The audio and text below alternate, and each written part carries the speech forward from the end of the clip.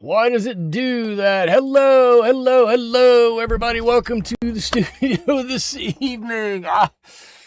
I should check my microphone here. I got this wonderful Yeti microphone. I love it. But my computer doesn't like to recognize it all the time. So from time to time, I start with no sound. But I'm here now. Welcome everybody to the studio. Welcome over on YouTube. Welcome over on Twitch. Vonda is over there. And now Vonda's over here. Welcome, welcome, welcome. And today we are going to paint this guy, which is a goat. I like goats. We have a lot of goats around here. I think goats are fantastic. And this guy's out and about in the countryside.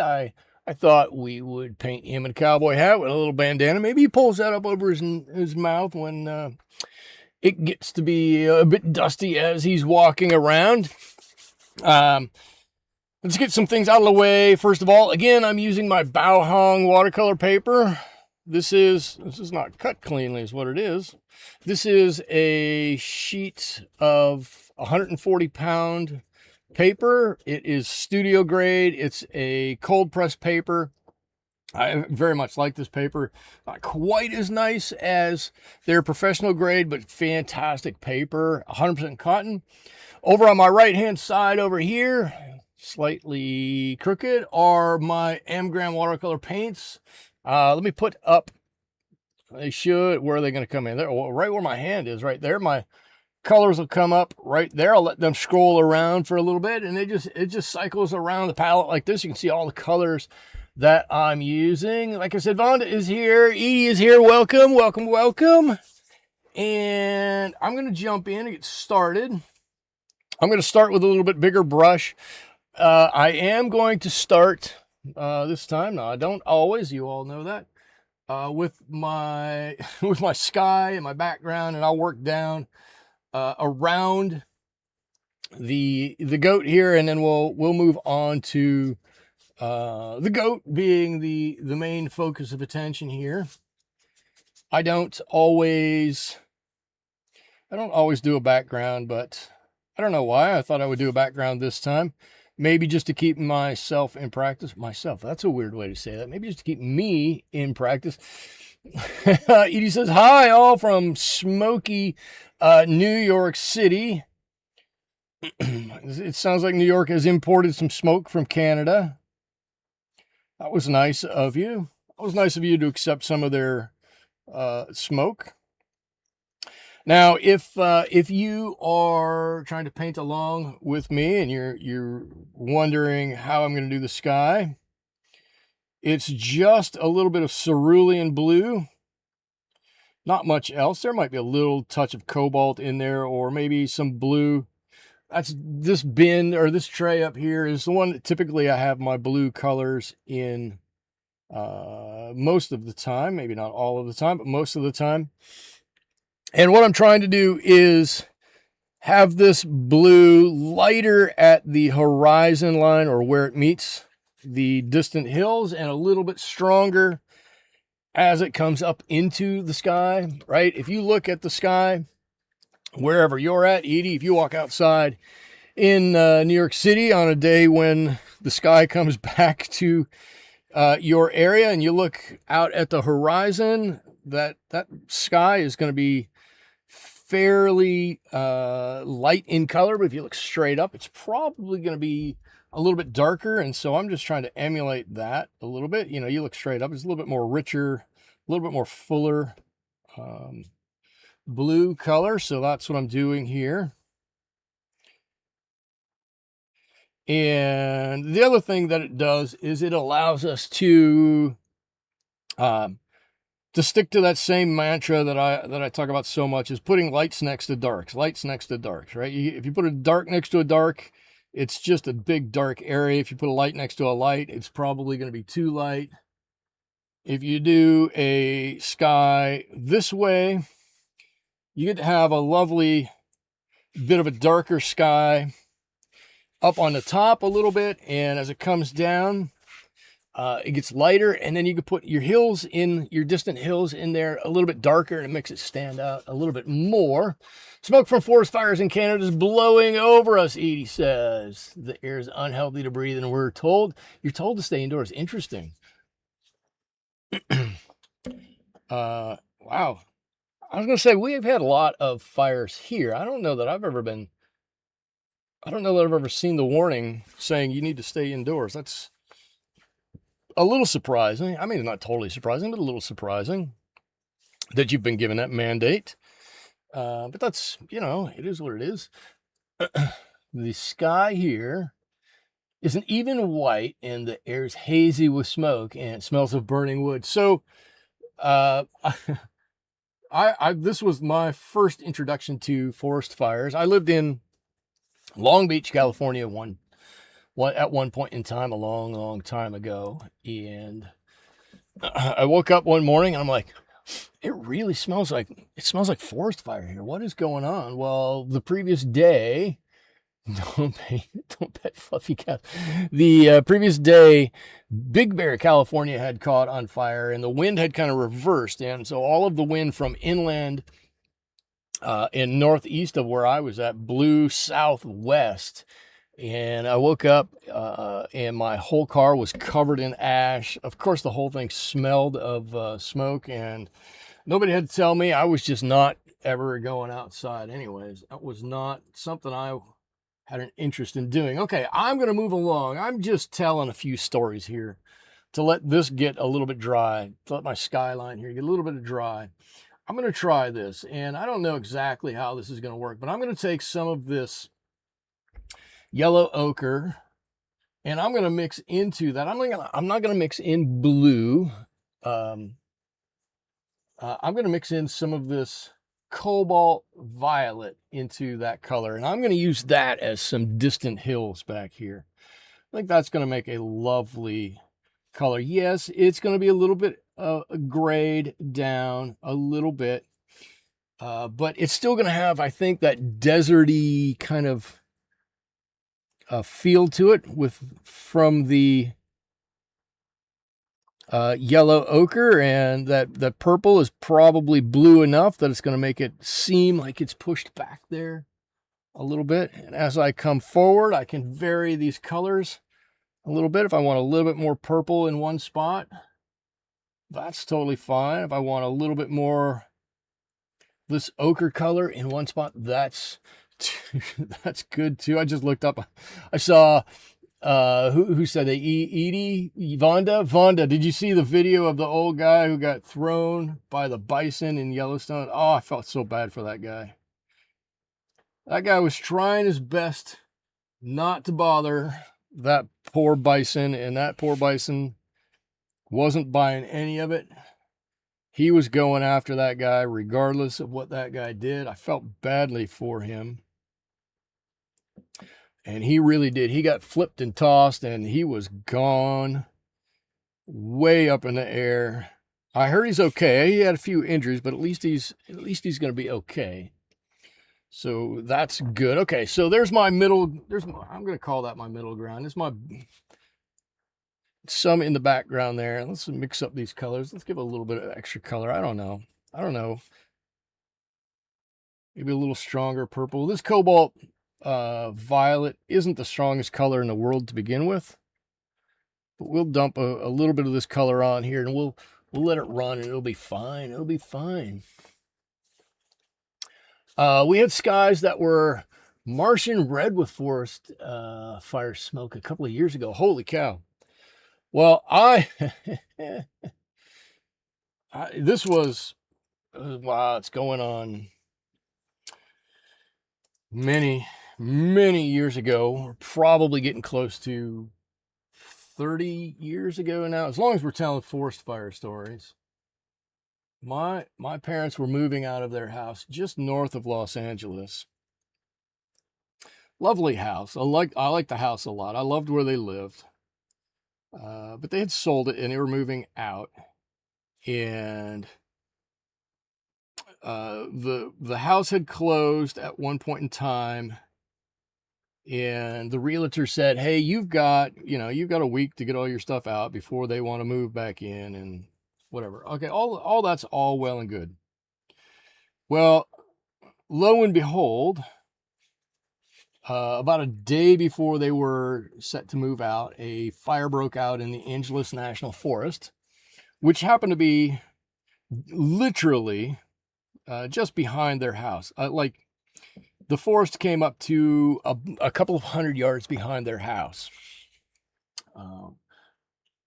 There were a set of houses that were a little closer to parts of the forest, but it was sufficiently close that it was, if that fire turned towards them, it was going to be bad news, and there was going to be some trouble in there. Well, as it turned out, that fire turned towards them, and they were there with a U-Haul trying to pack up all of their belongings with a fire raging about 20 yards from where they were at. My mother, bless her heart, decided, well, this is kind of an interesting thing. This will probably never happen to me again in my life. I'm going to take some pictures of it. So instead of saying either, yeah, you know what, I don't think I need whatever these few items are that are here. I can probably live without them, or these can easily be replaced, and I'm just going to get out with my life, she decided to walk into the backyard and take a few pictures. And commenced to sending them to me.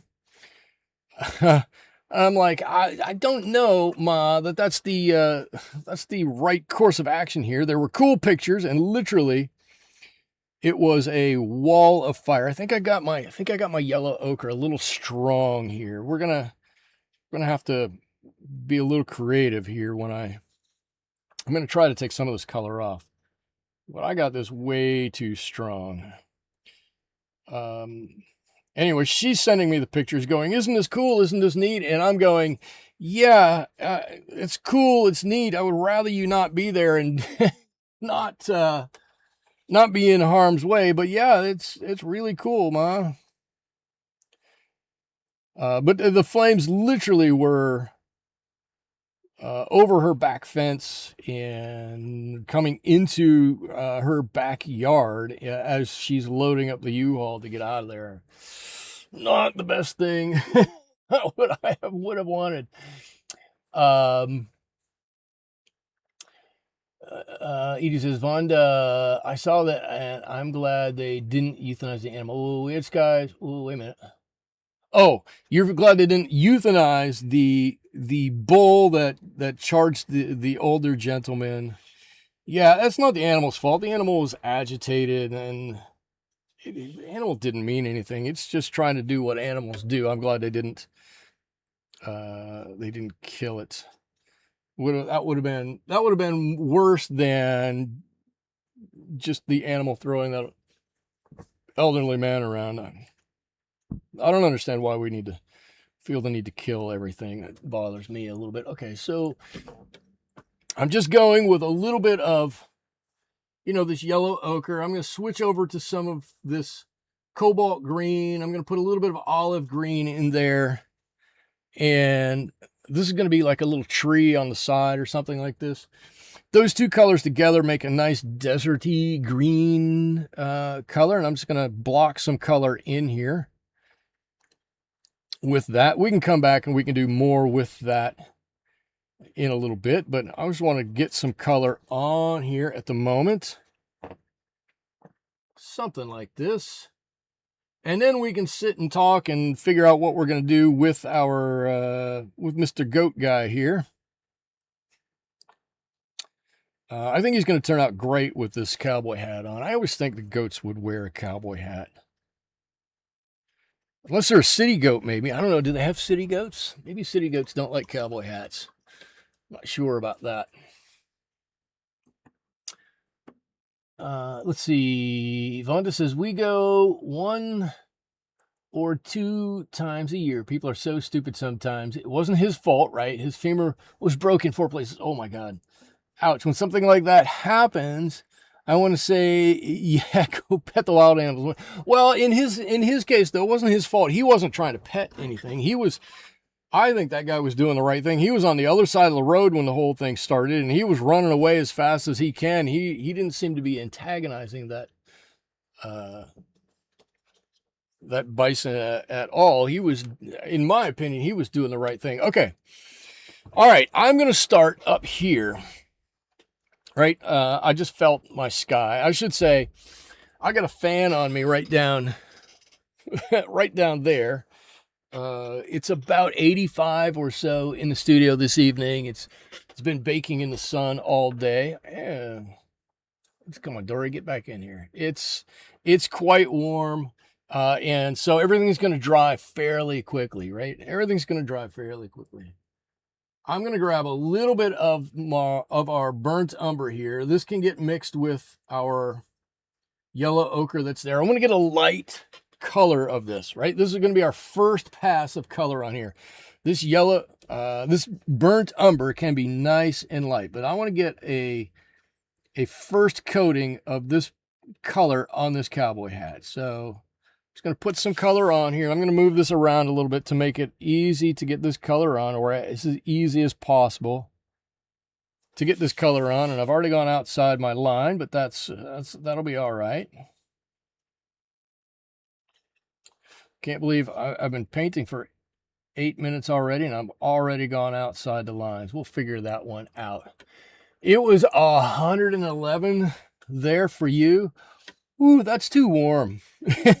That's pretty warm. 111. So I told you guys before, for me, I've become accustomed to some cooler weather. And, the temperature here in my town today probably got up to, if it got up to 70, that's higher than I think it got to. But I work in town, inland, 13, 14, 15 miles, something like that. And my car just sits in the sun all day. Dory, where are you going to? Let's put Dory up there. And as a result, from time to time, it gets quite warm in my car. And actually, I got out of work, got into my car, and the in-car thermometer said it was 98 in there. And I actually have to say, it felt really nice to be warm. It was so nice. But then after about 5 minutes, I went, this is in the 90s. This is just hot. There's nothing good about this. It's just too warm. So I quickly rolled down the windows while I was driving to get some nice fresh air in.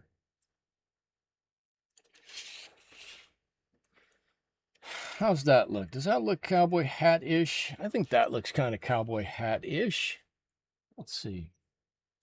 This is all still wet, so we can push this color around basically however we want. I've got a minute or two to do that. There we go. I think that looks pretty good. I'm going to put a little bit of color right around here.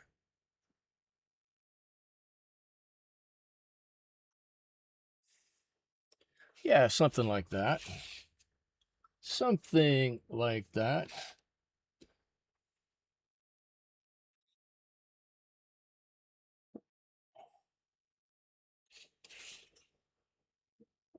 There we go. I want to start to give some definition to this little indentation in the hat. I don't even know what you call this. It's in the hat right here. Look, watch. I'll pull up the reference photo so you can see what I'm talking about.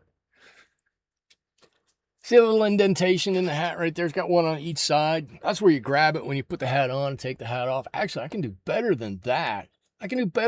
Watch this. I've got this hat. Hey-o. There we go. Right here and right there. Whatever you call those indentations. I'm hoping everybody can see that.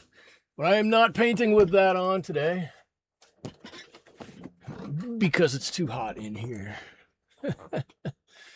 It's too hot. All right, and now the next thing I'm going to do is I'm going to mix up some very light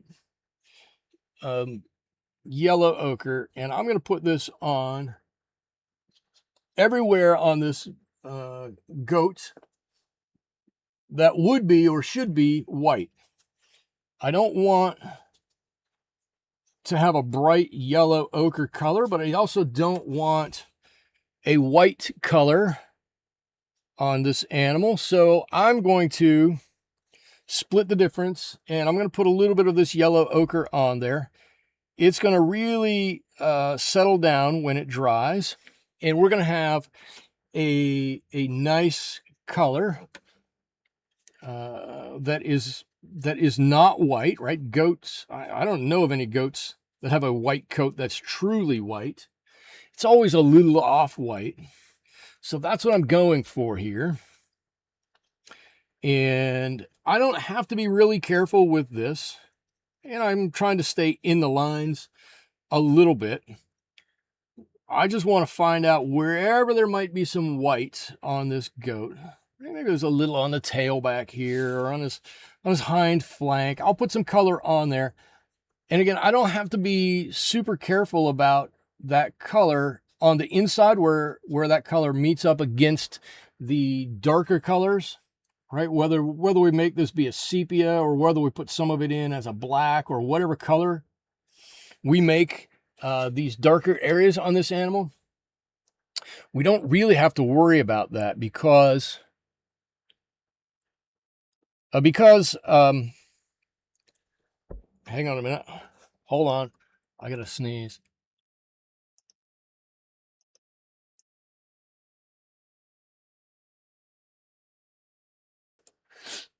Oh, I can't. It's not. Oh, it's one of those sneezes that feels like it's here, but I can't sneeze. I didn't want to blast everybody out.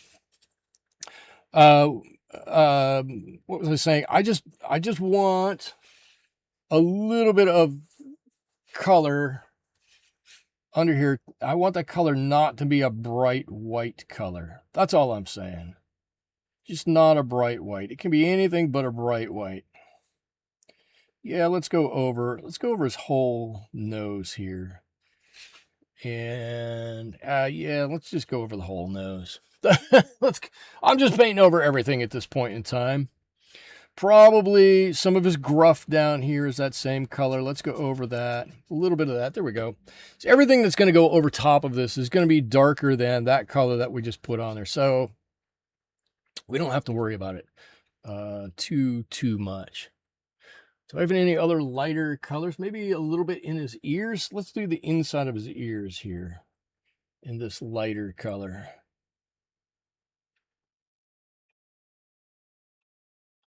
And then we'll do some negative painting inside these ears. That'll be fun to do. I love the little negative painting. A little negative painting is always good to do. It's always fun.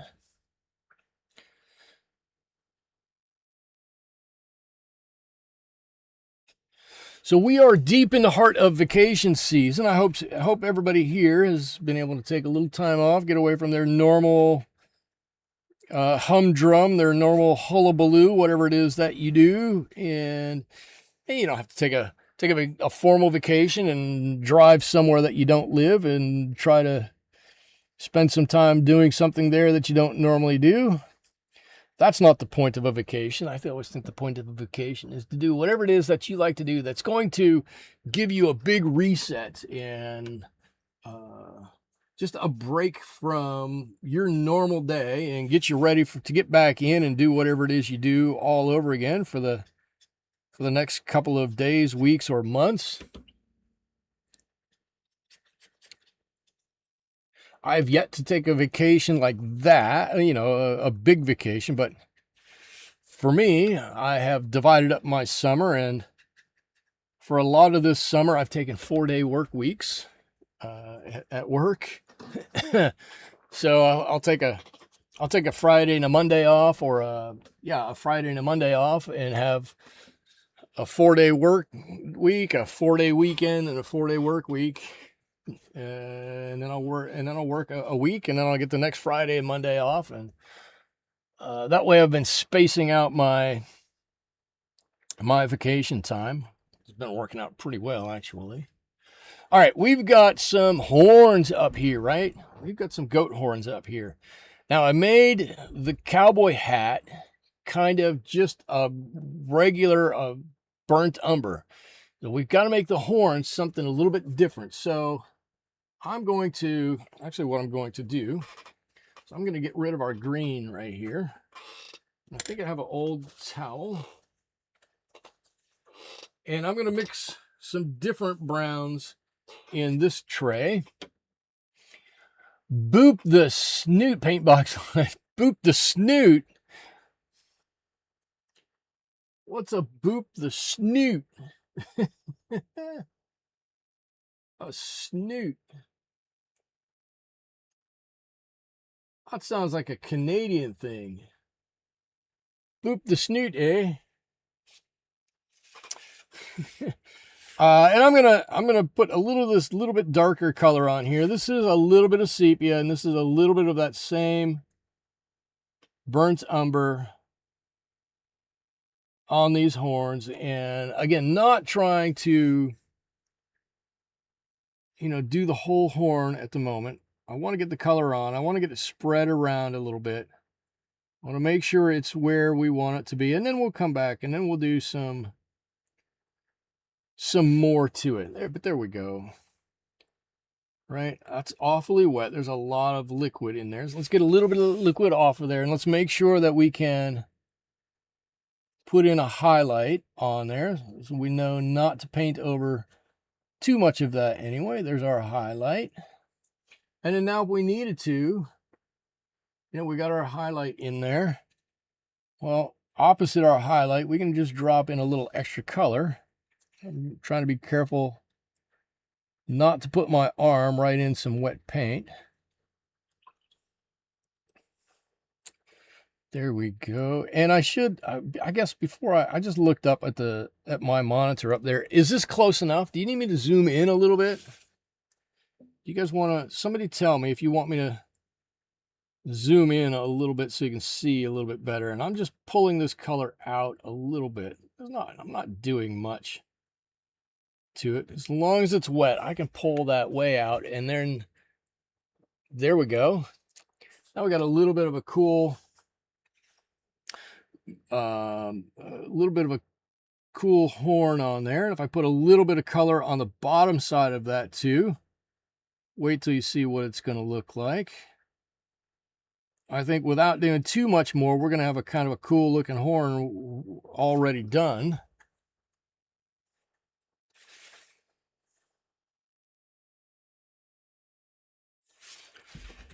Yeah, look at that. That horn is almost done already.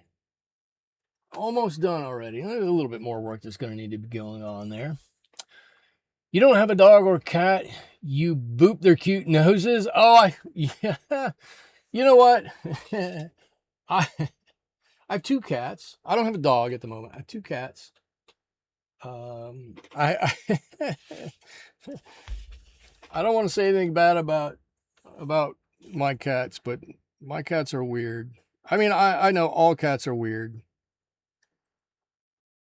Our big cat, Cowboy, only recently has decided to accept me as part of the family. When we first got him for the first year, every time he would see me, he would just turn tail and run away. So every chance I get, I walk over and I start petting him and I try to be super nice to him, but I'm still a little cautious about doing too much with him because I don't want him to freak out too much. So I don't know, there's a whole lot of booping with him, as you say. And then our other cat, her name is Shadow. She's an old lady. We're trying to figure it out. She's 10 or 11 or 12 years old. She's getting up there in age. She's famous for being the only cat in the world that cannot jump.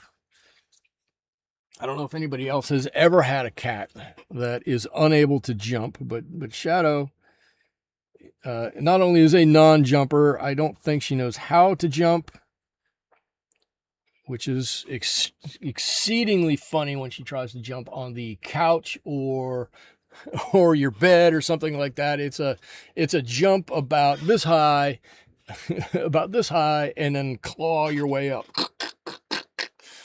because she can't do anything else. It's a sad sight. And she's not really a boopable kind of a cat either. She's another kind of an odd one. Prior to that, though, we would have had plenty of cats that you could have booped. Although I will admit, my favorite is not booping their nose. My favorite is putting your finger in their mouth when they yawn. I'm terrible. A terrible cat parent. That's something that has stuck with me since I've been a little kid. I used to do that all the time with my cats. As soon as they yawn, that finger goes right in and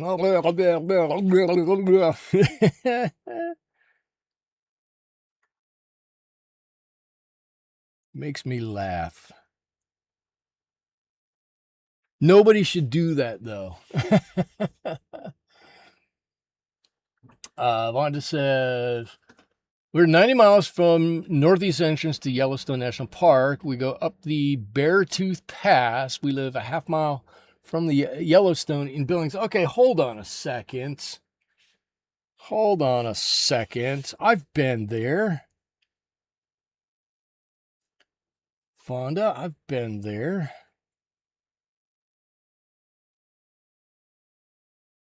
I actually took a carriage ride, or it's a carriage, not a carriage. I guess it's a carriage. It's a trailer, a horse-drawn trailer into Yellowstone to a ranch inside there called Silvertip, and spent a few days at Silvertip. And I remember being hung up by some bears who were on the only path or the only trail or only road, whatever you want to call it, into Silvertip, and they didn't want to move, and our driver wasn't going to move them, so we stopped and had lunch on our wagon, waited for them to move. Well, but we were carrying hay into there. We had, I don't know, a trailer full of hay bales. It was probably, I don't know, 10 bales wide and 20 long or something like that. It was a lot of hay that we were transporting into the ranch. Apparently that's the only way you can get it in there. I don't know, years ago anyways it was. That was probably 40 years ago. It was a long time. All right. We got a few pieces in here, just like before.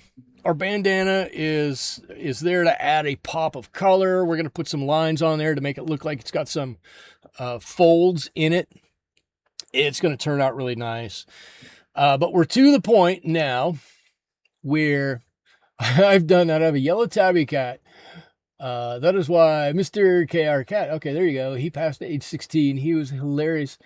He would call his name and ask him if he was sleep. I would call his name and ask him if he was sleeping. I've done that with so many cats. All my cats probably hated me. They probably did. I don't know. We always had fun. We had, well, let's see, since I moved, oh my Lord, since I moved to California, I'm going to see how many cats I've had. Let's see. When I moved here, I had Wolfie with me, a large black cat. Now this is a mixture. This is the same mixture, maybe slightly different ratio, that our horns are. Okay, this is sepia and this is burnt umber. And I'm going to try my best not to put it on too thick, right? I don't want it thick because I want to be able to allow it to have some of that cool watercolory look, right? And this is going to be a fantastic application for that. But let me get back to my cats, right? I came out here with Wolfie, who I loved very much. When I got him, he was small enough I could hold him in my hand. And then he grew to be 28 pounds or 29 pounds or something like that. He's like I said, he was a large fellow. He was a pushover.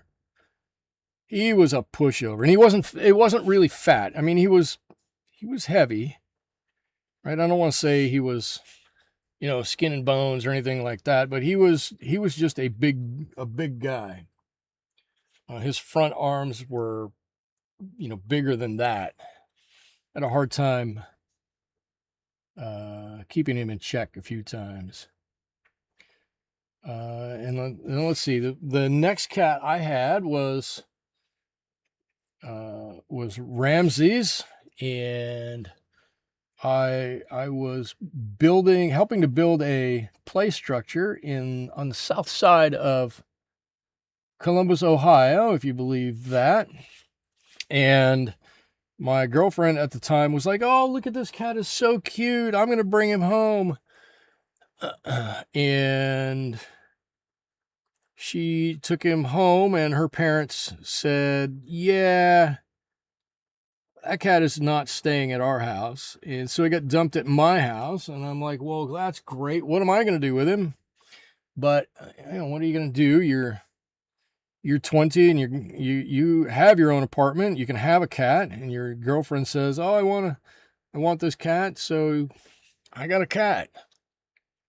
Whether I needed it or wanted it at all. Wolfie was great. I don't know what kind of he was a long-haired cat, a yellow or orange long-haired cat. Wonderful, wonderful cat. I used to shave him like a lion. So I would leave his mane up here and all the hair on his head. Then I'd shave everything else and leave a little knobbing on his tail. And he didn't really care that much. He would sit through it. He was a wonderful cat.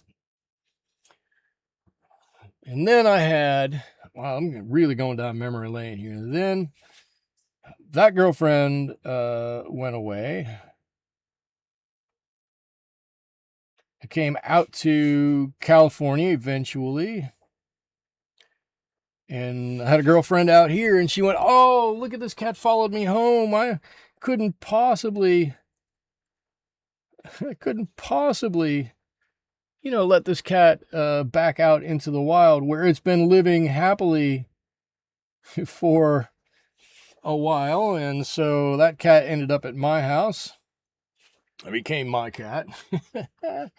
Her name was Gracie. I had Gracie for a long time. Gracie lived to be a ripe old age. Gracie's big claim to fame was that, I'm just telling stories now, right? Silverton is south of the Mammoth site. I haven't ridden a horse. I was 68 and hadn't ridden in years. In the Black Hills, but not in Yellowstone. Okay. Well, I could be. When I was there, I was a lot younger.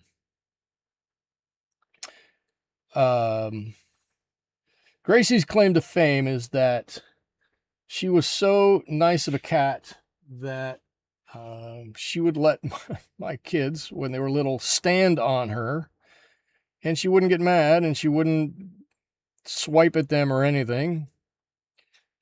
She would just kind of meow a little bit and like, can you help me out a little bit here? So she got beat up a little bit. Somewhere along the way, I got a cat named Sooks, who was a fantastic little kitty cat. Stole my heart. She was a little old lady. She was, actually, I know where I got her. She was a rescue cat that my mother had rescued. And Six was old. And my mother, like I said, moved out of her house and to a different state and didn't think that the cat was going to do well in the move. And so I traded her, Wolfgang, my original cat, for Six. And don't tell Wolfie this, but I got the better of the deal because Six was such a fantastic cat. But Six was an old, like I said, Six was an old lady, and only made it to. This is the worst. This is Six's horrible claim to fame. Six made it until the day before my wedding, in which we had to have her put down because she couldn't walk and she couldn't get in and out of the litter box and she was having a hard time. But she was beloved by everybody who ever met her. Lovely, fantastic cat. And then where I moved to where I'm at now. Does anybody care about my stories? Is my mic even on? Then I moved to where I'm at now and had to get another cat. So I got a calico, and everybody said, don't get a calico, don't get a calico. Well, I got a calico because I went to the pound and kind of sat down with all the cats and picked them up and looked at them, and that was the one that kind of reached out to me. And we named her Josephine, and Josephine picked me as her person and pretty much didn't like anybody else. Pretty much didn't like anybody else. And so she was my cat. And then we got another cat. And then that's when we got Shadow, the cat, one of the cats I have now. And Shadow and Josie did not get along. They didn't quite fight like cats and dogs. They fought like cats and cats. And one day, Josie was chasing. Josie was older at the time and was chasing Shadow around, tried to take a bend, did something wrong and shattered her leg. And sorry, Josephine. That was pretty much it for Josephine. And then along came. Then we had one cat for a while, and then along came Cowboy. I don't know how many years ago, 4 years ago is when we got Cowboy. And Cowboy's just starting to warm up to me. Just now starting to warm up to me. I can, some days he still kind of runs away from me. If he turns quickly and sees me and he's like, I don't know what's going on, he'll run away and hide. But some days I can walk right over to him and he doesn't seem to care, and I can pick him up and do whatever. But I'm happy to pet him, but I don't want to push it quite too much for fear of pushing him back over the edge again. But he's going to turn out to be a good old cat. He was another stray from the pound, or we got him from the Humane Society, not the pound. The Humane Society is where we got him from. He was a good old guy. I like Cowboy. Cowboy doesn't like me, but I like Cowboy.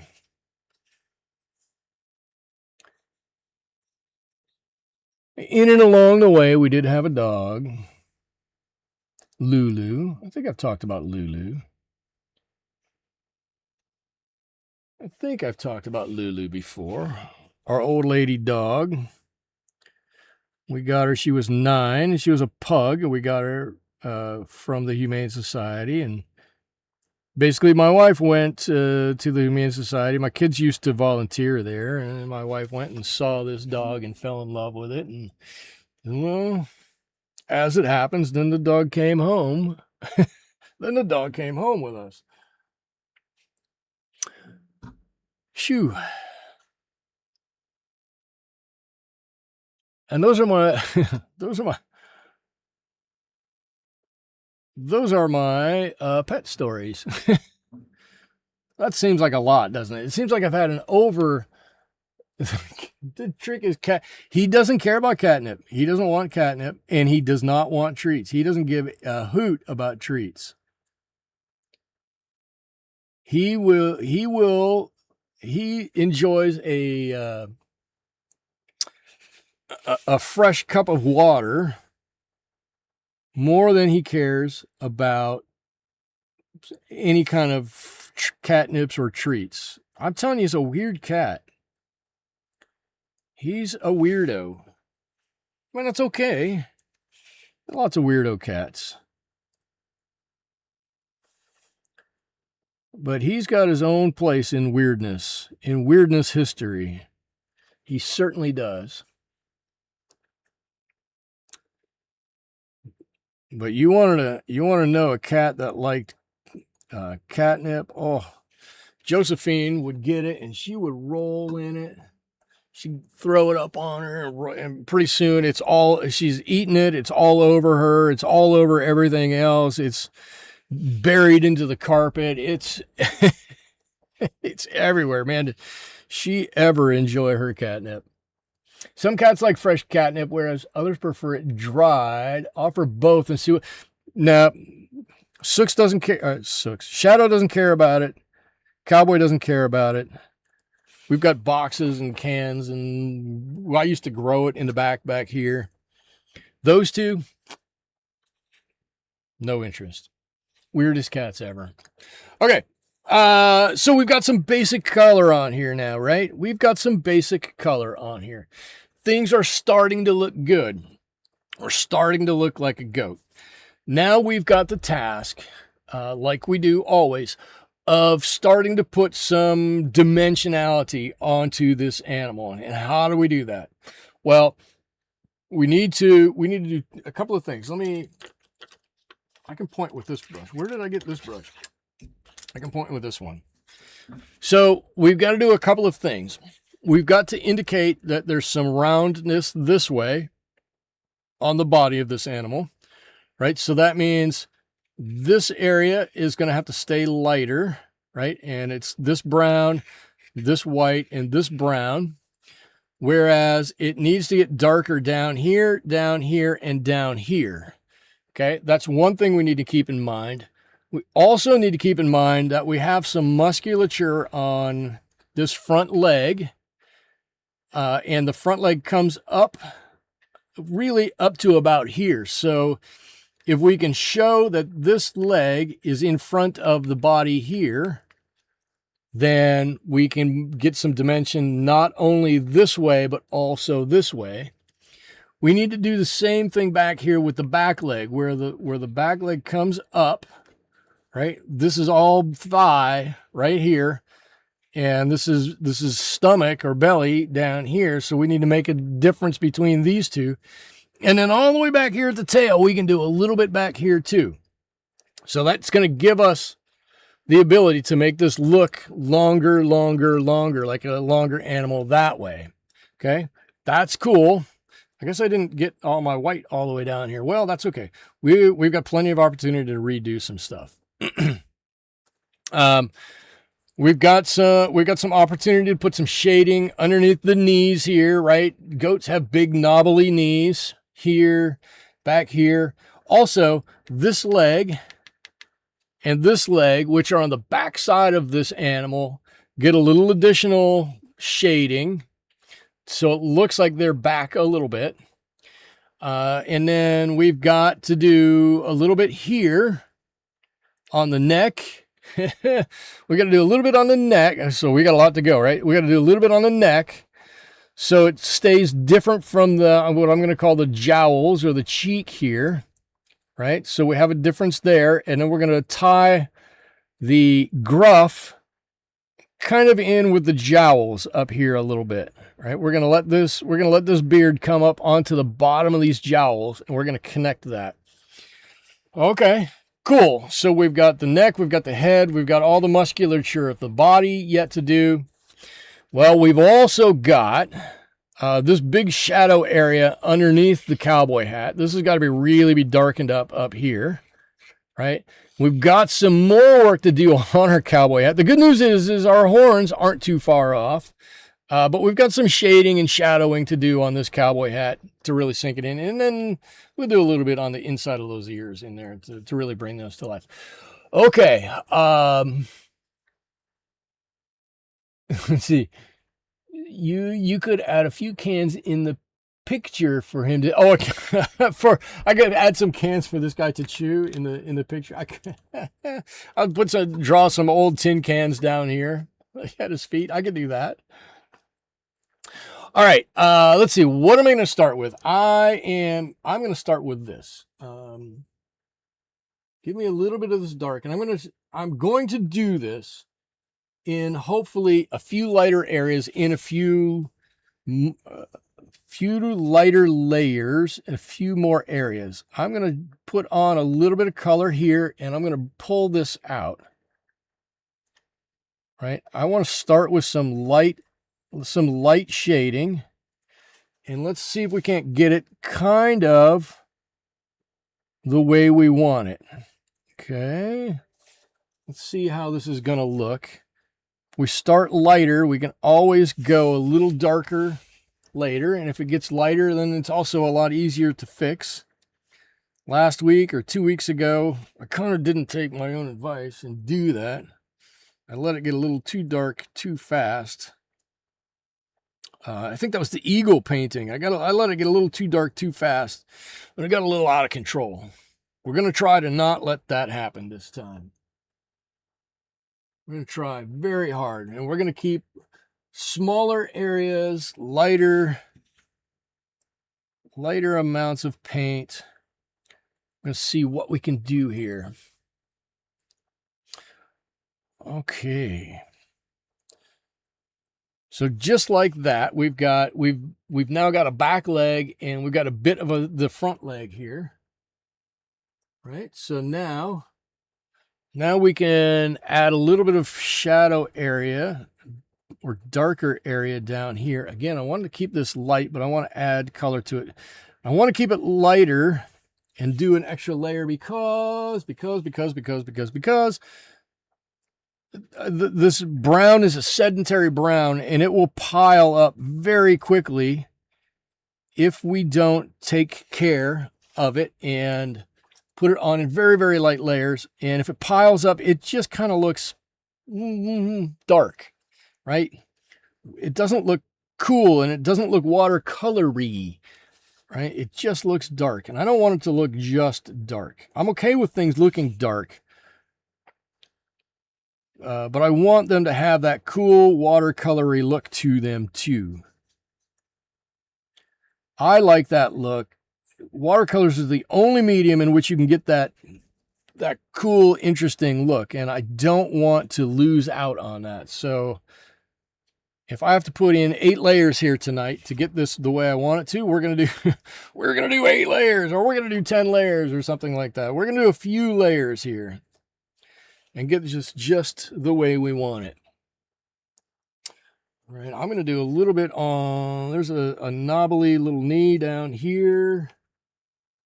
Right, maybe there's something here and a little bit over here on that knee. Maybe a little bit more color. So this is this is how I like to paint. Sometimes I get a little over my own skis, and I don't always do this, but if you were ever over my house on a Saturday night, and if you are, I'm sorry, because you're probably going to be bored. You're probably going to be bored to tears. But if you came over to my house and we were doing a painting together just to have some fun or something, this is how I would do it. Lots of little areas, lots of light colors, lots of light layers, but go over it again and again and again and again and again. So now I want just some pure burnt umber. And I'm going to do this. I'm going to do a couple of things here. We've got we've got the band on this hat. I'm going to put on some color right like this, right above that band, and I'm going to pull that out. Ooh, fun. There we go. And that hat's starting to get a little darker, starting to get a little bit more definition on it. A little, a little bit. It's not a lot. Admittedly, it's not a lot, but it's starting to get a little bit more. Let's see, this can go all the way over right to there. All right. And let's just let that blend all the way out for just a second, sopping up any extra water in there. Straight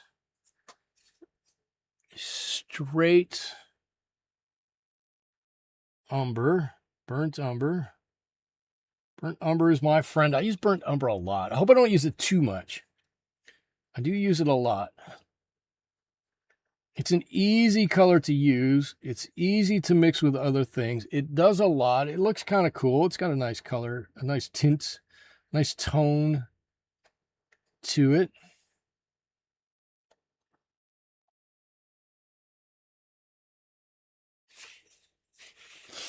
There we go. Start to darken up this hat a little bit. Move over to this other side. So if you are doing this on your own or something like this, and if you're anything like me, when I started painting watercolors, I didn't paint a little area like this. I'm like, I'm going to paint the whole thing. I'm going to get everything done all at once, and it's going to be cool, and I'm going to do one layer and, the whole thing. And then I'm going to come back and I'm going to do, the whole thing all over again. And I'm going to do the whole thing again. Well, what ends up happening is you got to stop and you got to wait and you got to do a little bit and then you stop and then you wait and then you do a little bit and then you stop and then you wait. Well, doing these smaller areas like this, if you can really dial in how much you can blend your colors out. If you can really get that dialed in, right? Really start to try to understand how much water you need to blend those colors out, or how much you don't need in order to blend those colors out. Right? Then you can work in smaller and smaller spots. Right? And then you can just keep turning your page. Right? You get the hat there. Okay, cool. We got that bit of the hat done. I'm going to turn my page. I'm going to work on this little bit of the hat right here.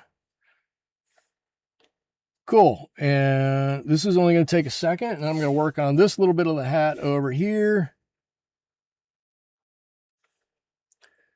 And that's only going to take a second. And then you blend it out. And all of a sudden, you've worked on two areas, right? Or you've done more than you thought. And you're able to switch it up and move on to the next area.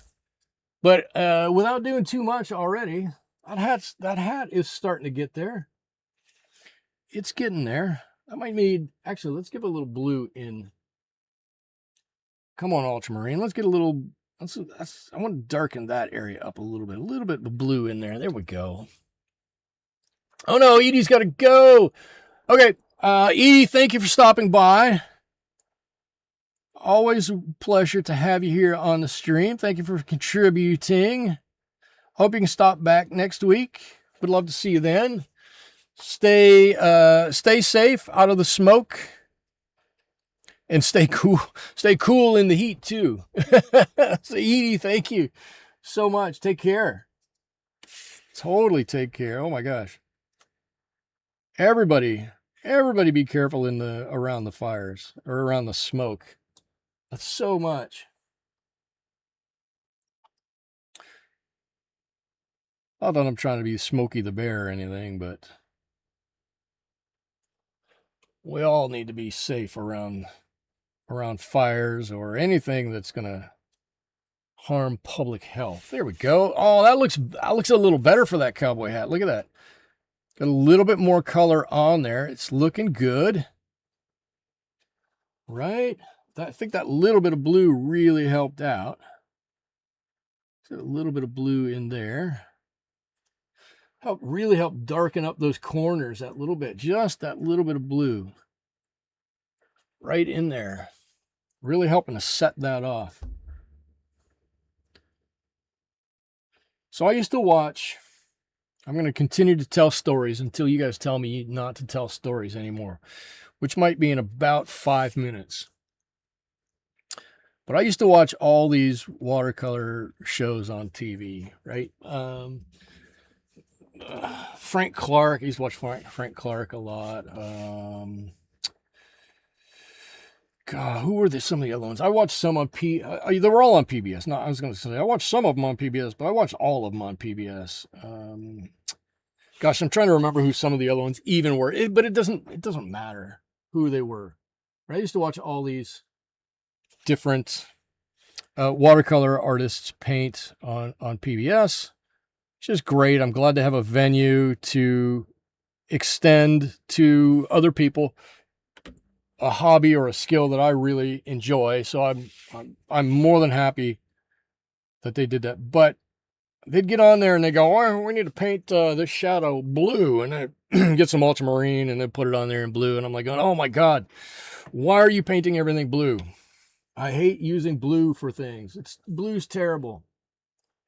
And so I went for a long time without using blue for anything, because I'm like, this is horrible. I hate using blue. And then all of a sudden, I was painting. It was during COVID, actually.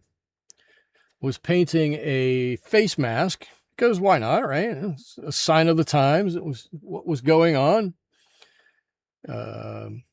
And I was more than happy to take a stab at doing something like that. It didn't bother me. Didn't seem to bother anybody that I was painting with either. But so I started painting this, and I remember a lot of it being, I still have the painting, a lot of it was cobalt blue. Right? It was painting a mask, one of those blue surgical masks. We saw them everywhere during COVID. You still see them out and about every now and again now. Just one of those things, right? I was painting it and I was like, this just doesn't look right. Something's not right with this. I don't know what it is, but I could put, blue on blue on blue on blue, and it just wasn't turning out the way I wanted it to. And then I mixed in some Payne's Gray. Right, so my mask was like this, right? Blue, blue, blue, right? Mask blue. That's probably going to be a color from somebody someday. Mask blue, whatever this is. And then I was like, I need to do something to it. So I took a little bit of Payne's Gray and mixed it in there. And I was like, oh my God, all of a sudden, that blue that just had gotten flat, just all of a sudden came to life, and it's got all this more dimensionality to it when you put that little bit of gray in there. And then you can start to get all these tonal differences in there. I was like, oh my God, that's fantastic. And so now I'm like, okay, can I do this without using blue? Yeah, I think I can. And I give it a shot. And then half the time I'm like, I think we just need to put a little bit blue in here. And we put a little blue in it, and it turns out great. I'm like, why didn't I do that before? Why? I don't know what the whole motto of that story was. Don't be afraid to use some colors. Maybe, I don't know. All right, here's a little bit of our darker color. You know what? We had so much fun with the blue up on the hat here. I'm going to put a little bit down here in a bit of our shadowy areas. Here, just a bit. Let's see what this ends up looking like. If it ends up looking terrible, we'll just pull it off of there, and that's not a big deal at all. We have complete control to be able to do that. And it's running a little bit into that yellow color that we had just had on there. And I'm not going to worry. I'm going to tell myself not to worry about it. In the top of the hat, where goes in are a bit darker. Where it goes in is a bit darker. On the top of the hat, where it goes in here here and here. It is, or it will be. It should be. It needs to be. Something like that. The little indentations in the side. I've got them. I've got them that way. So they're getting there. They're getting there. Actually, on this side, it probably needs to be really a bit darker.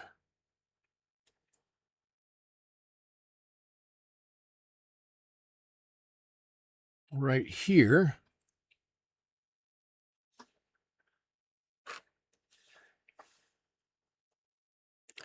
And then we'll pull that out a little bit.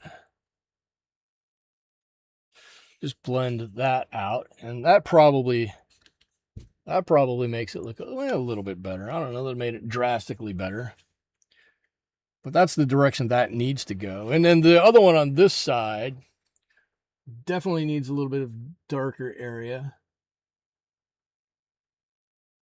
Back up here a little bit. Starting right up there. A little dark there. Let's go back to our brown and pull that out a little bit. And that should help on the back side a little bit. I've got to not get super close to the front of this. Hey, I got to let that dry just like that. That's what Vonda says. That's what I was talking about. See, great minds think alike, Vonda. I think that's just how it is. All right, I'm going to step away from the body of this goat for just a moment, and I'm going to go into my red, and I'm going to mix in with my red. Since we're already using ultramarine, I'm going to mix with my Pyrrol red just a little bit of that ultramarine. And what's wet, what's dry? I'm going to put a line of that color here.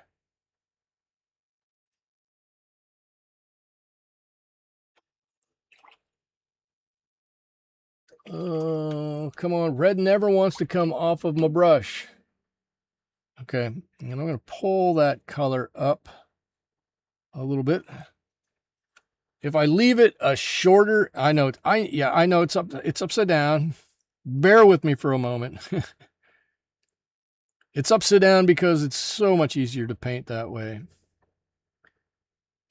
If I leave it in a very dark area at that line, it's going to mean it's a deep crease. If I have it be a bit lighter at that line, that crease just isn't quite as deep. It's a little bit shallower. But you can see now we've got a bit of a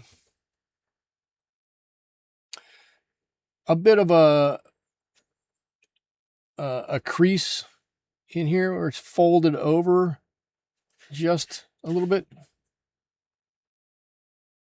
Fold over just a little bit.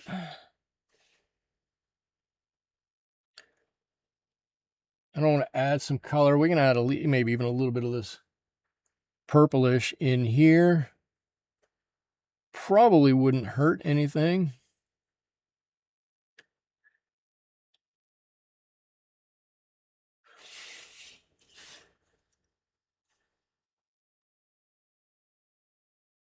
Cool, and we can bring that all the way around. A little bit stronger color down here is going to help it give it a little bit more body is all. We don't necessarily need it, but it's nice to have that. To do that line, did you get lighter or use more water? To do that line, I put in a thick-ish amount of paint.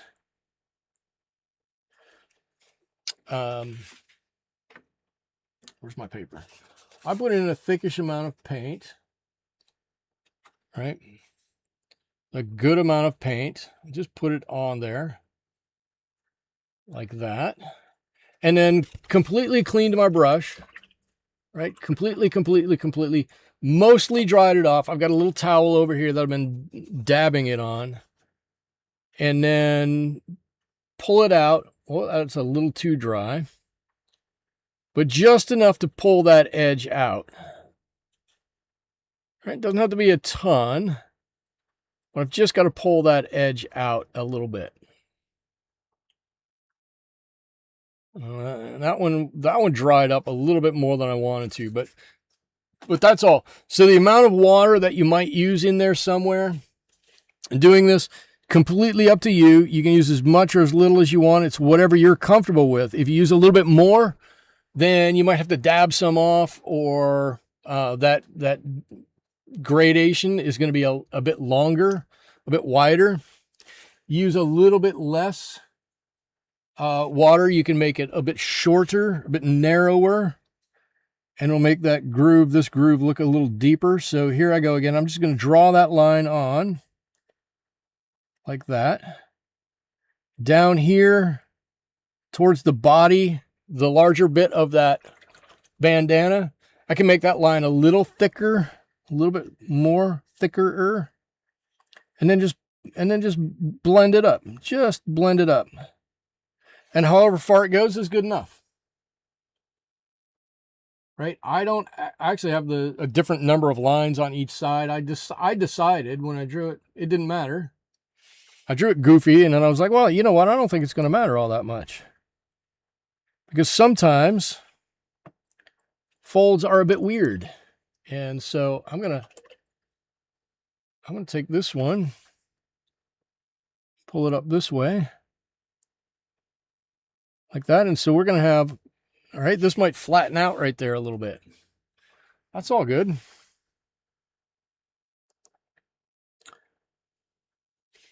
It's all good. And I'm going to make a highlight just below that. Kind of like that. There we go.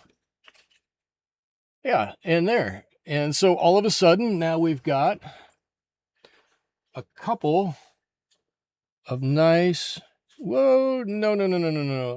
That's too wet. Michael, stop. Stop what you're doing. Okay. I'm going to let the bandana dry for a moment.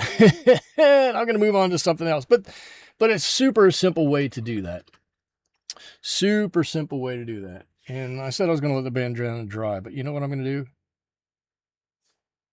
I've got a couple areas up here that I can just put a little red on where it's tied off, and done. All right. Okay. Now that my rinse water up there is all red, and look at I don't know if you can see the bristles are all red. Look, can you see? They've got a red tint to them. God, using that red paint, frustrating.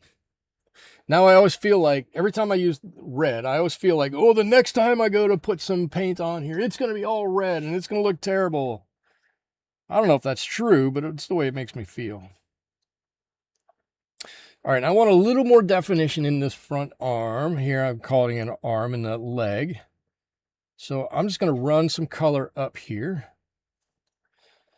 And then I'm going to try to get some definition in the back here. So let's mix this color again. A little bit of sepia, a little bit of burnt umber. So seemingly a lot of that color. And let's throw some of this on over here. And let's put some of that down here too. And then let's see what we can blend out. And so sometimes I do get caught out because I'll put color on in a couple of places and then I'll try to blend it. And then like right now I'm going, okay, well, I got to blend this. But then I got to, oh, well, I put some color down here at the bottom and I've got to make some time to get to that before I get a tide line down there. So sometimes I get caught out in doing this, my blending a little bit, but by and large, you can pretty much keep your colors wet for a decent amount of time. If you do the Michael method, and it's certainly not my method, but if you do this the way I do it. All right, and these colors are nicely blended now. It looks like we've got some, looks like we've got a little more interest in here. I'm going to put some on the back of this leg back here.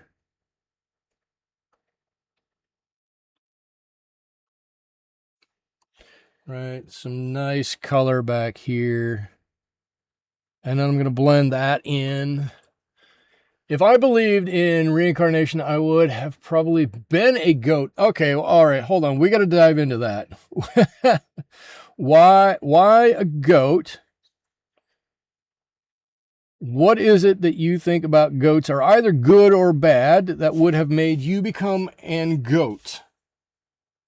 And I don't know if goats are good or bad as a reincarnated animal. With no idea. No judgment one way or another. I'm just curious where a goat is on the reincarnation scale, because I don't know. But that's a great. If I were to be reincarnated as an animal, what would I come back as? I don't think I have any clue. I don't have any idea what I would come back as. I just hope it wouldn't be a squirrel. Now, having said that, the universe is probably going, ha, squirrel. I know what you're going to be, a squirrel. Although I have to say, squirrels most of the time do look like they're enjoying themselves quite a lot. Bouncing and getting into mischief. Also, I am TIGGR. Tiger.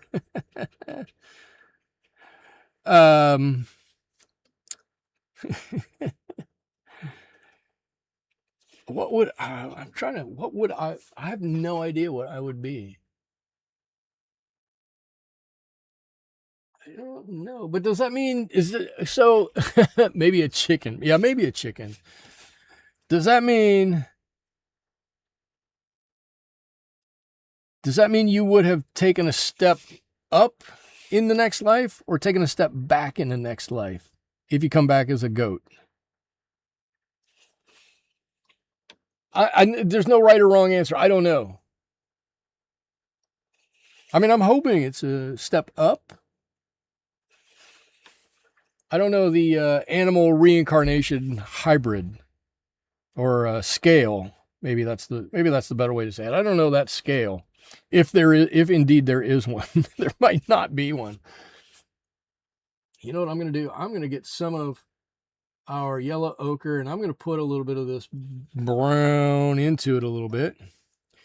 And I'm going to add it to a couple of places here because I want to add some extra color. I would be happy to come. Well, see, I'd be happy to come back as a chicken if I lived at my house. See, my luck, I'd come back as a chicken on some mass production farm. And they would, you know, it wouldn't be a fun life. I'd be in a crate the whole time, and it just wouldn't be a good experience. If I'm like on somebody's home farm or something like that, it may not be bad. Some chickens have a good life. Some get eaten a little bit more than maybe I would like, but I suppose you got to live with that a little bit. You got to take your chances here and there. All right, I like this a little bit better with this warmer brown color down here. I'm liking that a little bit more than that ochre color we had there before. Wasn't feeling that all that much. I probably need quite a bit of that color over here because my ochre over here totally went away. It's totally gone. If indeed I put any of that in, which I thought I did.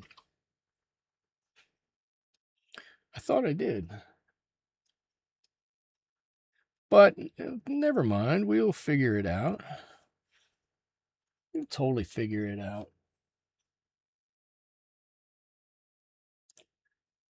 Maybe that whole animal reincarnation spectrum is more of an Eastern thing than a Western thing. I don't know. I don't know. Disney has a TIGGARR.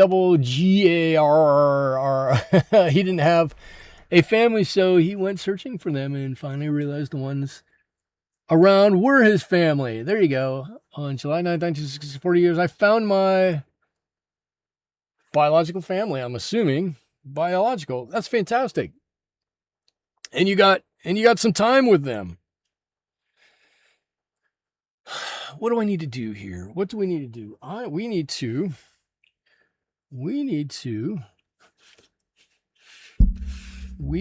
to get right around his gruff, his Billy Goat's gruff here a little bit. So let's put some really dark colors underneath here. And again, I don't want to go super dark in any one layer, but this might be an opportunity where we can get away with one layer. It might be an opportunity where we can get away with one layer.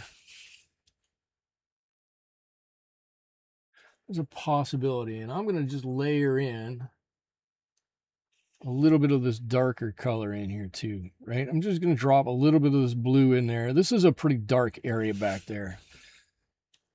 And maybe we can get away with some of that. I think that'll work. I totally think that'll work. Some of that nice dark right up there. Oh, good, good, good. Look at that. Okay, I think that's looking good. Your biological family, I was number 8 and taken away by social service. Wow, number 8. And adopted into a positive family. That's always good. That's always good.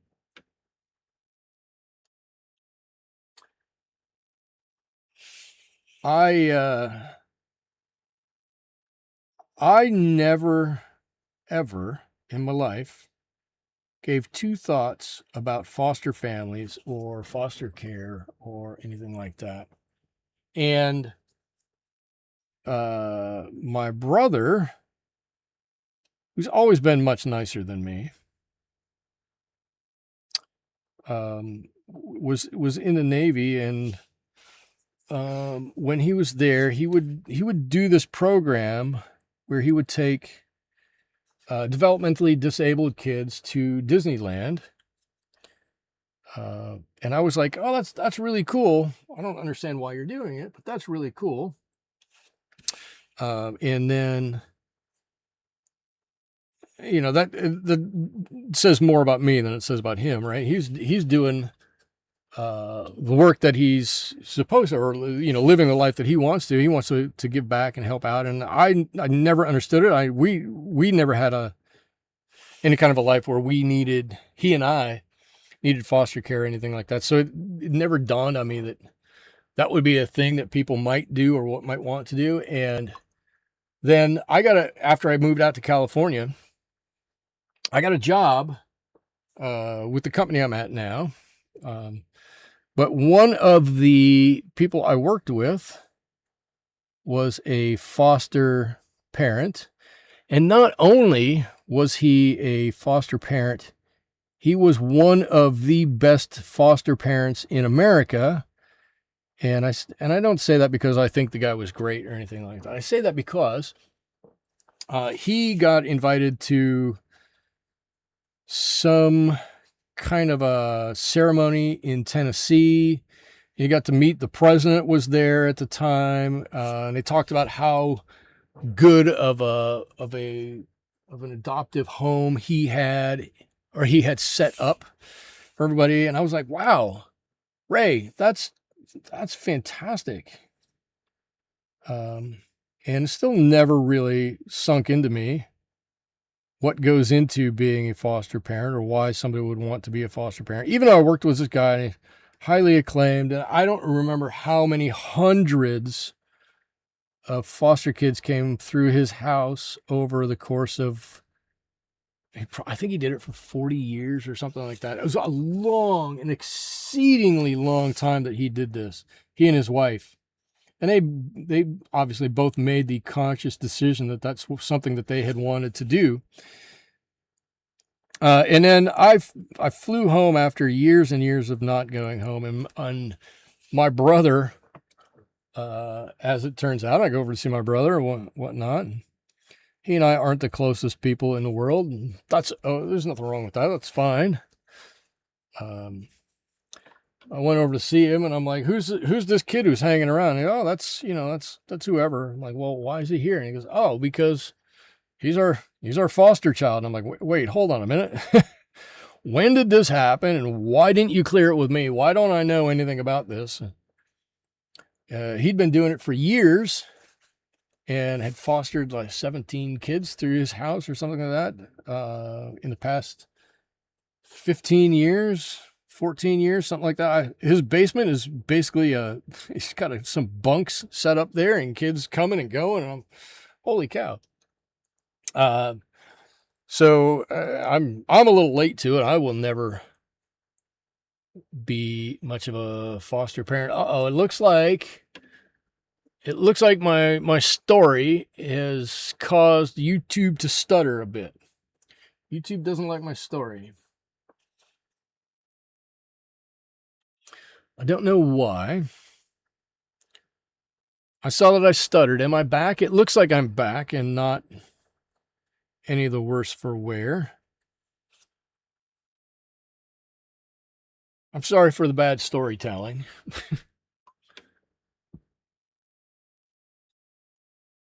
All right, I'm trying now. I want to get a bit of blue in this. I want to get this back leg a bit darker back here, right? And I do want it a bit bluer. I don't want it blue, but if I get a bit of blue in it, it's okay. That will just tell who's ever viewing this that this leg is a little bit behind everything else, right? It's in the back a little bit. And it doesn't have to be super blue. It doesn't have to be all that blue. Just a little bit here and a little bit there is all we really need. That's really all there is to it. And I can do the same thing up here. I'm going to take the same bluish color. I'm going to drop some of that color on this leg. Kind of like that. And hopefully, with any luck, you know what? Let's give it a little bit of, we have some purple back in the background back there. Let's give a little purple in here. That might work too. I like purple better than blue anyways. That'll mean that that's back a little bit further. Your eye should register that as being a little bit further back.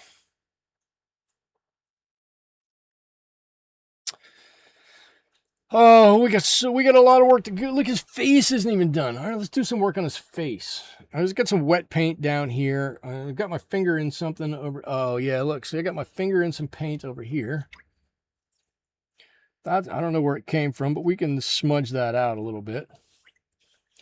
We got a little bit of a tide line here. We're using sedimentary colors, so we should be able to pick up most of those lines and get them out of there. It doesn't matter. It's a goat. Goats get goofy, right? Goats are dirty a lot of the times, and they have crazy colors on them and stuff like that. But let's do an eyeball here. What do you say?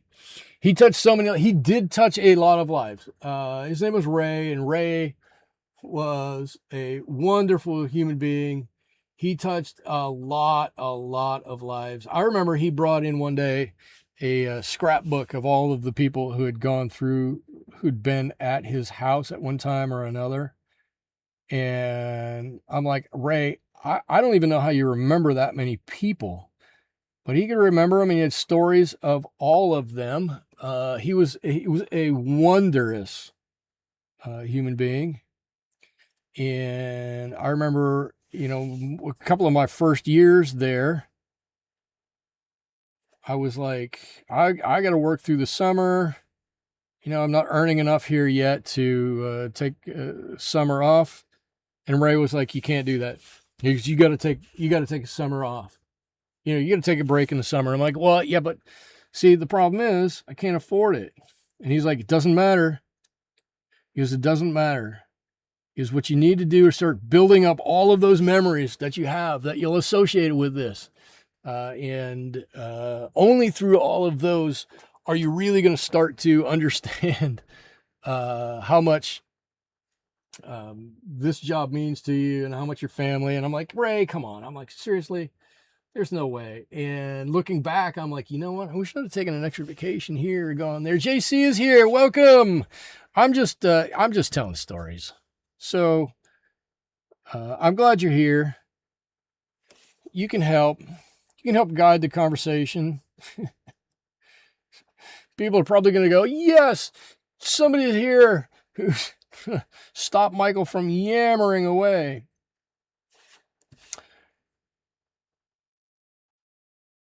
JC, I hope you're having a great week so far. I'm okay with you coming in late as long as you're here. I think it's fantastic. I've never had any qualms about anybody who's ever come in late. You know what? Life happens. Stuff happens. You got stuff to do. Quite honestly, in the broader scheme of things, watercolors is way down the list for most people. I'm happy you're here at all. So thank you for even stopping by and saying hello. Very much appreciated. I'm just trying to figure out how to paint a goat. That's all. That's all. My adopted parents adopted 2 of us and had 6 foster children over the years. Wow. Even 6, man. You say 6, and 6 for a family is a big number. 6 is a small number for, you know, a lot of things, but man, 6 can really affect a lot of lives and do a lot of good. So that's fantastic. That really is fantastic.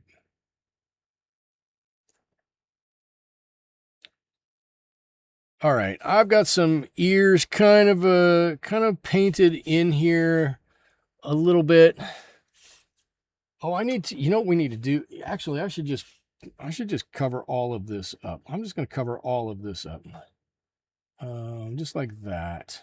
Cover all of this up because I need to make this darker up here.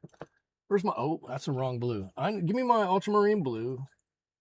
Some of that ultramarine. Give me some of the sepia. Let's put those together. Looks like I'm going to have to reorder some sepia. I'm running out. What I got there, I think, is the last of the sepia that I have in my tubes. I think I used the last of it. But we need kind of a darker, shadowier area here on top of these ears. I'm going to take this color all the way across. And underneath this cowboy hat,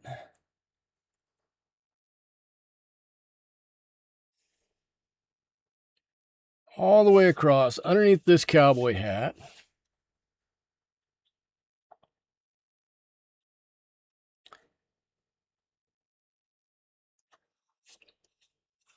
and then I'm going to let this come out with some brighter colors.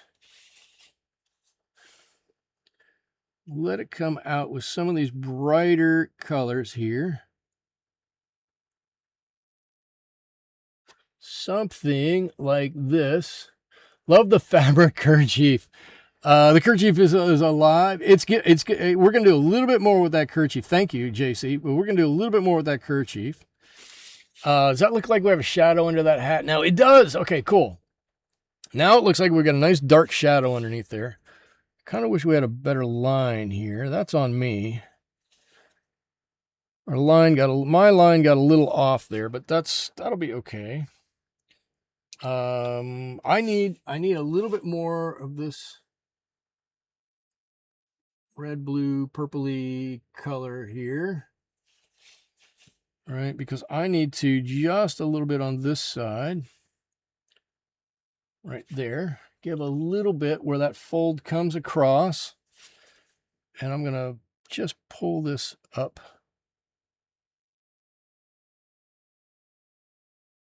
Just like that. Okay, cool. And now it really is. It's starting to come alive. This kerchief is looking good.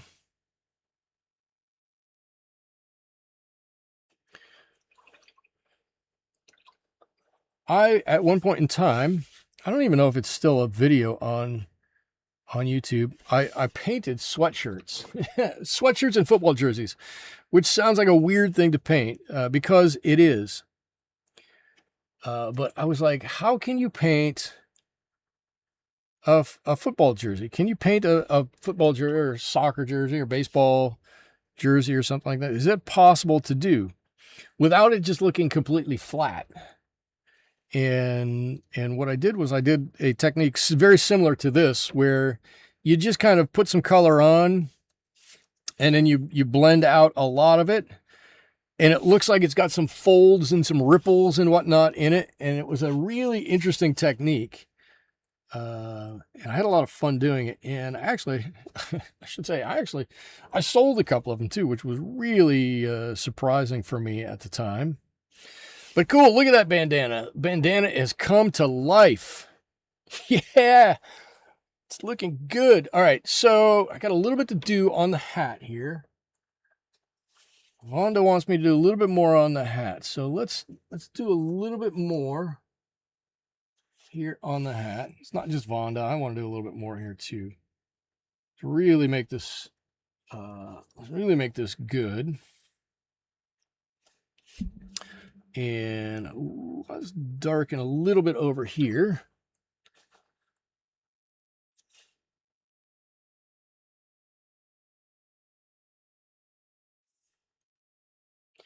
Yeah, I had a friend at the time. In fact, she's the one. Well, I mean, I would still talk to her, but she's super, super busy, and she's just got a different emphasis in her life at the moment. But I don't know, about 10 years ago or so, she really wanted to make it as a YouTuber or a Twitcher, whatever you call somebody who is on Twitch all the time. And so she was on there every day, and she was doing videos, and I hate to say it, I think she needed the money. And I was doing it, and I didn't, and I don't. It's super nice if you make a little money, because it helps to pay for your art supplies and whatnot. But in reality, I don't need it. But I always got the feeling that she did. She was the one who got me started in trying to paint fabrics and push to try to do things differently and whatnot. And then I was always a little saddened that she kind of bowed out of the whole genre, because I was like, you're pretty good at it. I like watching your stuff. I watched her I didn't watch her every day, but I tuned in whenever I was able to, because she did some cool, interesting things, some things that I never really thought about doing. She would just do them. All right. Just some random marks out there. So we've got a few things on this goat that make it look goat-ish. Goat-ish, if that's a word. We're a little dark up here, but I think that's okay, because we're trying to be dark up underneath the hat here, and it needs to be a little bit dark. But I am going to do a couple of things on my own that I like to do. And, we have some hard lines here, and I don't want these hard lines. So I'm going to, just like I've done with lots of other stuff, I'm just going to put in some jagged lines here. Maybe even an indication of something else in and around here. I'm going to do the same thing with these ears.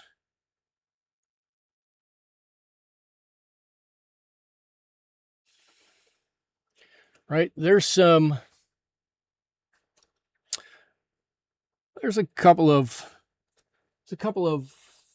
hairs sticking out on the inside. There's going to be a couple of hairs on the outside of this. Right, you guys all know I do this now, whether you knew I did it before or not. I guess is one thing, but you all know I do it now. It just drop some spare lines on here, because that helps to break up the, I don't want to say the monotony, of this, but the what's the word? The starkness of it, right? If we don't have some of these lines on here, these little hairs that break up a line here and there, they don't have to be big. They don't have to be a lot of them, but they got to be on there somewhere. You throw a couple of those on there and everybody goes, oh, how did you get all that hair? How'd you paint hair on there? I don't know. I didn't. What do you mean you didn't? I didn't paint any hair on there. I just drew a couple of lines and it kind of came off the side. What? People be like, what? No. You drew all this hair, but you didn't because people think you did. That probably didn't make any sense at all. I had a dairy goat as a teenager. Goats come in all sorts of colors. Freedom to create. There you go. There's that too. Goats don't just have to be goat colored. That's just all the stupidest things I could say. Goats don't have to be goat colors, but that's right. Goats can be lots of different colors. Goats are in chicken. Well, actually, that's part of the reason why I like painting animals so much, and I hate painting humans, because, last week I painted a chicken. If I'd have painted the chicken gray, everybody would have gone, oh, okay, cool, gray chicken. If I'd have painted the chicken, brown like I did, oh, okay, brown chicken. If I leave it white, oh, white chicken. It's a chicken. There's lots of different colors for a chicken. If I paint, I love painting hawks and eagles and, different kinds of birds. I paint those and people go, yeah, okay, cool. That's a bird. I get it. It's a different color. That's great. But you paint a person and you're like, why did you paint it that color? Why did you give it those proportions? Or why did you do it that way? That's not what a person looks like. And I'm like, well, yeah, it kind of is. It should be. If it's not, it should be. Goats are the same way, right? Lots of different goat colors. When I'm not in a good headspace, I love to watch videos of baby goats in jammies, sweaters, hats. It totally cheers me up. I like watching goats jump on trampolines. and JC, if you want me to cheer you up, where's my goat? Look, hold on. Look, I got a little goat.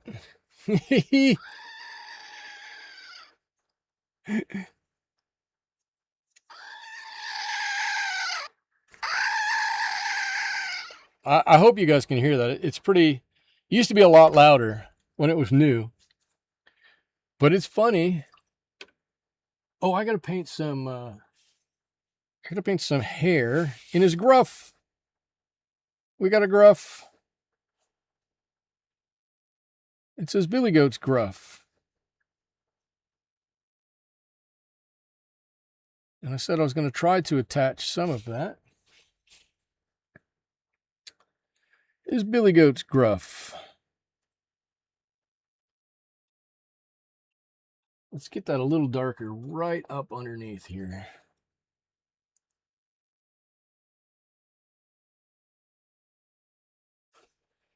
And give some really dark lines in here too. It's a screamer.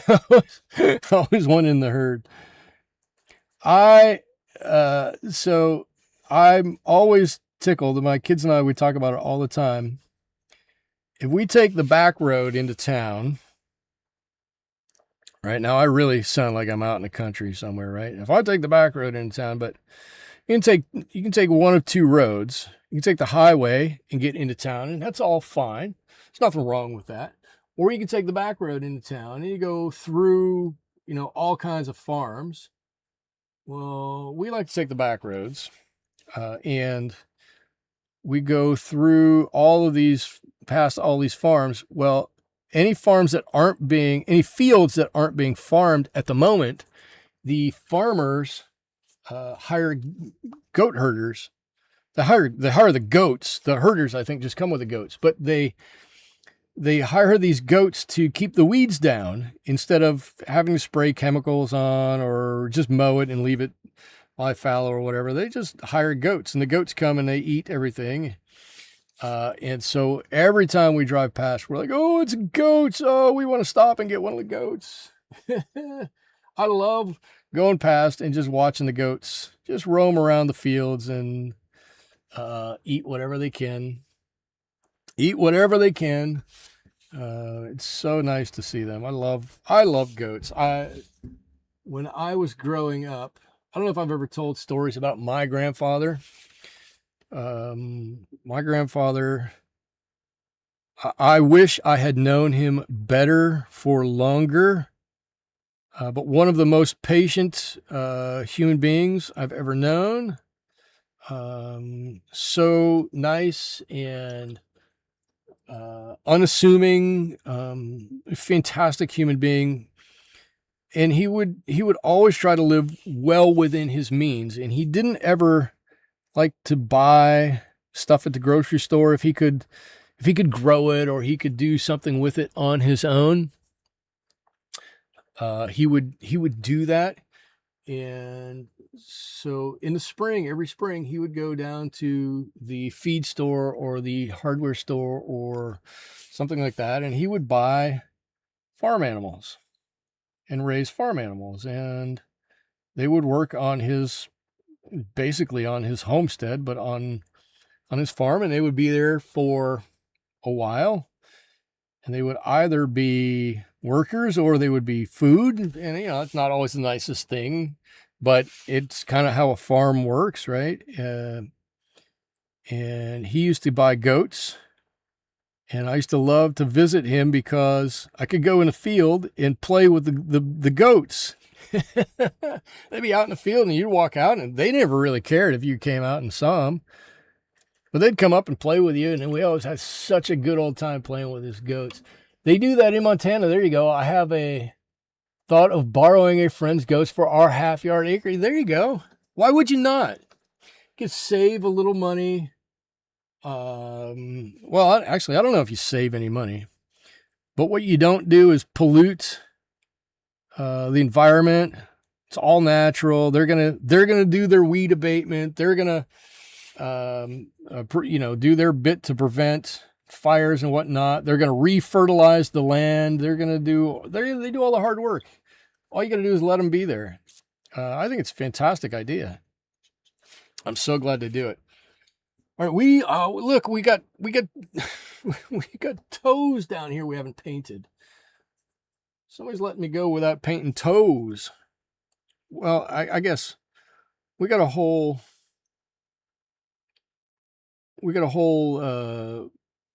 rock section here we haven't painted either, so I guess I'm not too mad about it. All right, here's a few toes coming in here. I'm gonna paint one set of toes. I'm gonna let those dry, and then we'll come back and we'll paint some others. There we go. Let's get a little bit of a different color, and we can start to put a little bit of shading or shadowing on here a little bit with a slightly different color. It's always hard for me. Don't turn your back on it. They will nail you. And they did. When I was growing up, they do that. That's okay. They're just being goat-ish. Sometimes they do it and it hurts. I think most of the time, they just do it to do it. What do they know? They're goats. What do they know? I say that like I know what I'm talking about.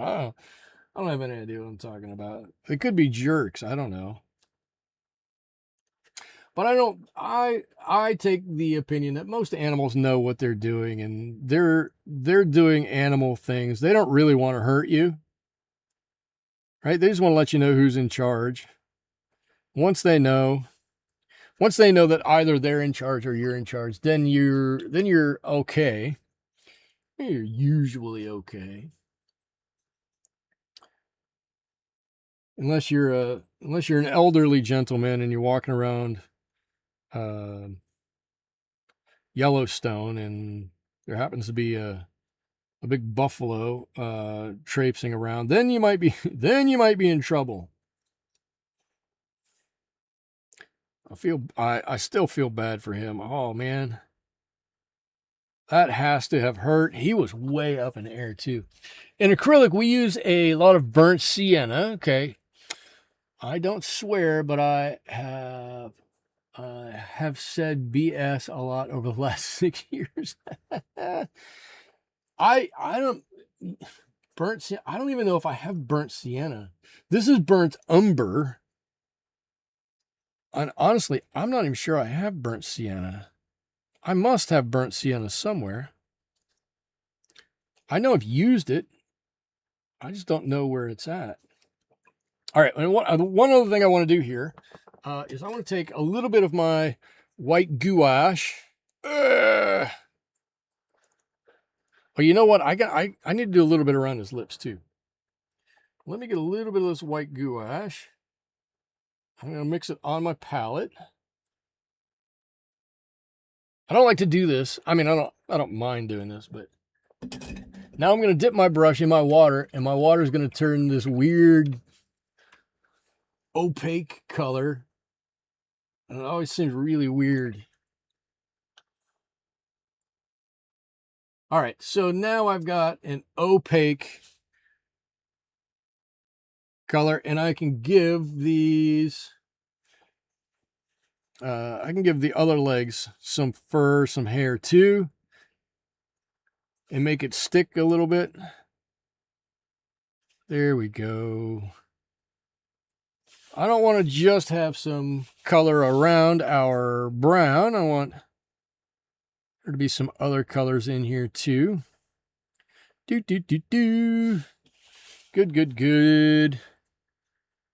Put some lines in here like we've done before. Couple, doesn't need to be a lot. Just some lines showing where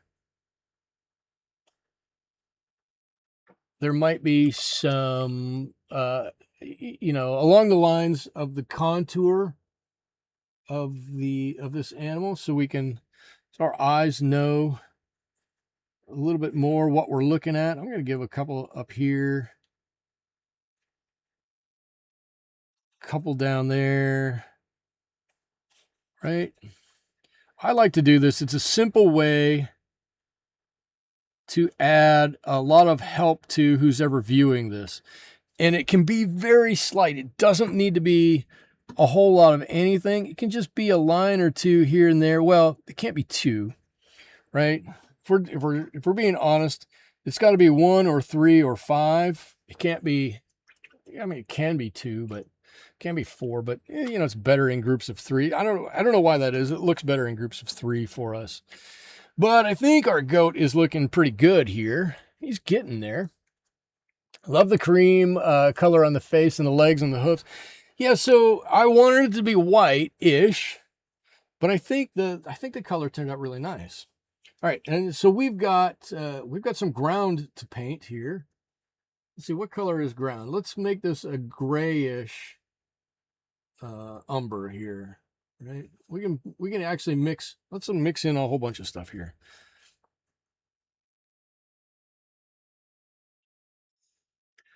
Cool. This is going to be more of a look more like a gouache maybe, but here we go. Let's get some of this. Let's get some of this color around this goat, and then we'll give him a little shadow that he's standing here on this little cliffside. Shoo.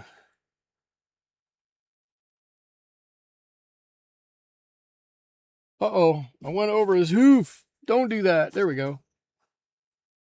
We need to see his hoof. He's hoofing it. Do people still say hoofing it? Is that a thing? The nose also very well done. The nose kind of okay done. I don't want to take it very well on the nose. In fact, I want to come back and do a little bit more on the lip here. Thank you for reminding me.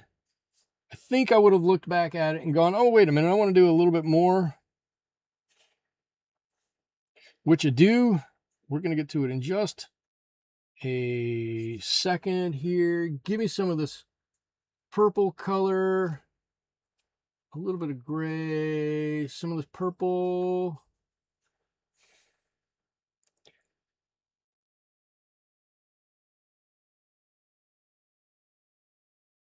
Give them a nice shadow under here.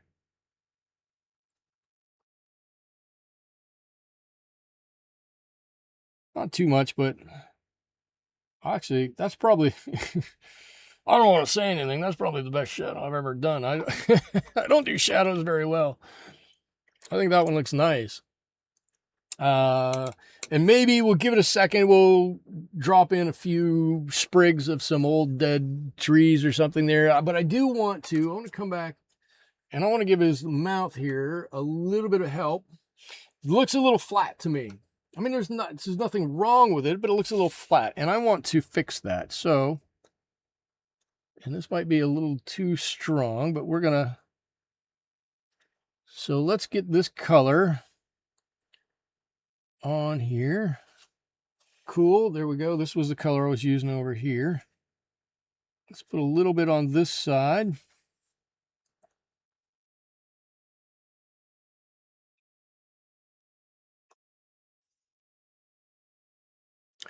Push that color around just ever so slightly, and then we're doing it there. Right, let's give a little color underneath this bottom lip here.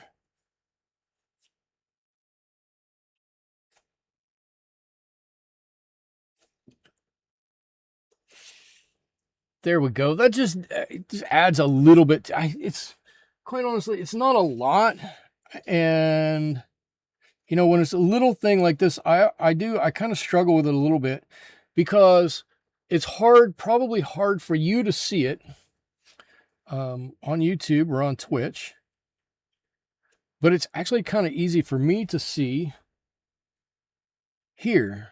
And like I said, it's not a huge change, but if I pick it up there, you can definitely see there's some color on there. It looks kind of nice. I want to give him a little brighter tongue here, though.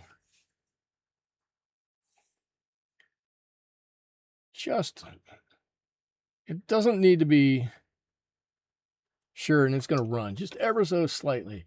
It doesn't need to be super red or anything like that. It just needs to be a little bit of something there, right? Can't have a brown tongue. That's a brown. Goats shouldn't have brown tongues. And you know what? I like it a little bit because that red's going to match this. That red up there on my screen looks so bright. It's going to match this red a little bit. We've got some of these distant hills back here that are a little purpley. You have that in the desert sometimes. We brought that purple forward a little bit, and we've got some of that purple here too, which I think is nice.